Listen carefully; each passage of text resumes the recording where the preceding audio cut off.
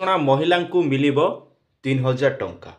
ମହିଳାଙ୍କ ପାଇଁ ଖୁସି ଖବର ରାଜ୍ୟ ସରକାରଙ୍କ ମହାଭେଟି ଏଣିକି ଖାତାକୁ ଆସିବ 3000 ଟଙ୍କା। ଜାଣନ୍ତୁ କ୍ୟାବିନେଟ୍ରେ ବଡ଼ ନିଷ୍ପତ୍ତି ବାବଦରେ।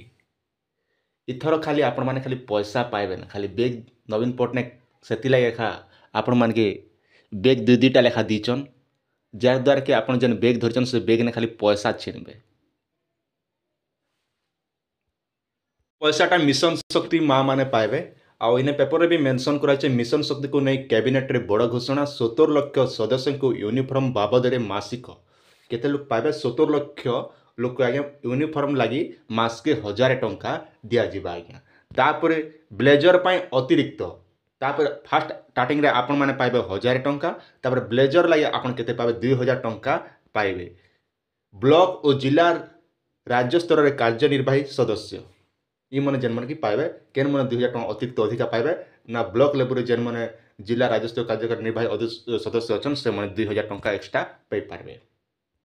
ରାଜ୍ୟ କ୍ୟାବିନେଟ୍ରେ ବଡ଼ ନିଷ୍ପତ୍ତି ଏଣିକି ମହିଳାଙ୍କ ଖାତାକୁ ଆସିବ 3000 ଟଙ୍କା। ମିଶନ ଶକ୍ତି ଏସ୍ଏଚ୍ଜି ମହିଳାଙ୍କ ପାଇଁ ସହାୟତା ଘୋଷଣା କରିଛନ୍ତି ସରକାର। ମିଶନ ଶକ୍ତି ମହିଳାଙ୍କୁ 1000 ଟଙ୍କା ମିଳିବ। ଏହି ଟଙ୍କା ୟୁନିଫର୍ମ କିଣିବା ପାଇଁ ବ୍ୟବହାର ହେବ ବୋଲି କ୍ୟାବିନେଟ୍ରେ ସୂଚନା ମିଳିଛି। 17 ଲକ୍ଷ ମହିଳାଙ୍କୁ ମିଳିବ 1000 ଟଙ୍କାର ସହାୟତା।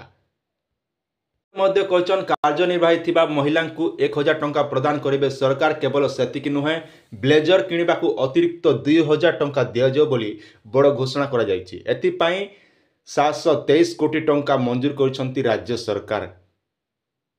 ଏଇଟା ହେଉଛି ଯେନ୍ଟାକି ସରକାର ଏସ୍ଏଚ୍ଜି ଗ୍ରୁପ୍ ମାନଙ୍କର ଲାଗି ବହୁତ ବଡ଼ ଭେଟି ଦେଇଛନ୍, ଯାହାକି ଇଲେକ୍ସନ୍ ପୂର୍ବରୁ ଏନ୍ତା ବହୁତ ଗୁଡ଼ିଏ ଯୋଜନା ଆଉଛେ। ଆପଣମାନେ ଦେଖିପାରୁଥିବେ ବିଭିନ୍ନ ପ୍ରକାର ଯୋଜନା ଏଇ 15 ଦିନ ହେଲା ଖାଲି ଯୋଜନା ଉପରେ ଯୋଜନା ମାଡ଼ି ଚାଲିଛି। ତ ଏଇଟା ଥିଲା ଆପଣମାନଙ୍କ ଲାଗି ଛୋଟିଆ ଅପଡ଼େଟ୍। ଆଶା କରୁଛେ ଭିଡ଼ିଓଟା ଆପଣମାନଙ୍କୁ ନିହାତି ଭାବରେ ଭଲ ଲାଗିଥିବା। ଆପଣଙ୍କର ସୁଚିନ୍ତିତ ମତାମତ ନିହାତି କମେଣ୍ଟ ସେକ୍ସନରେ ଜଣାବାଟା ନେଇ ଭୁଲବେ।